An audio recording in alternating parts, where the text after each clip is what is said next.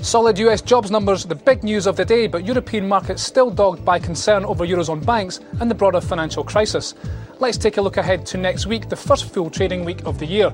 The Merkozy duo meet in Berlin on Monday, their first summit of the year. Investors will be looking for some flesh in the bones of last month's fiscal compact and for detail on what's on the table for the European summit at the end of the month.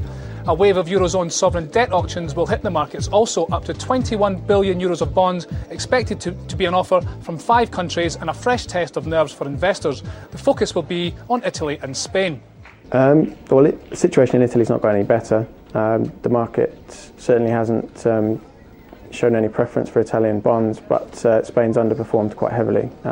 Lots of budget revelations in Spain have really hit the debt there, and people are looking for that spread between Italy and Spain to narrow, so that obviously puts pressure on the Spanish sales. The European Central Bank has its first policy meeting of the year on Thursday. It is expected to keep interest rates on hold at 1%, but a rate cut isn't out of the question. At the very least, it should offer more guidance as to its policy path in the coming months.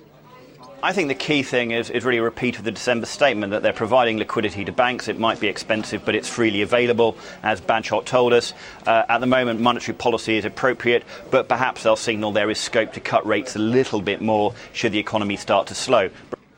Here in the UK, the Bank of England is also likely to sit pat. Not one of the 58 economists we spoke to expecting a move in interest rates from 0.5%.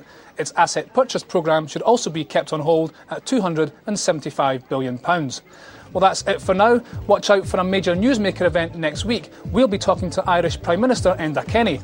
Is Ireland's economy on the road to recovery?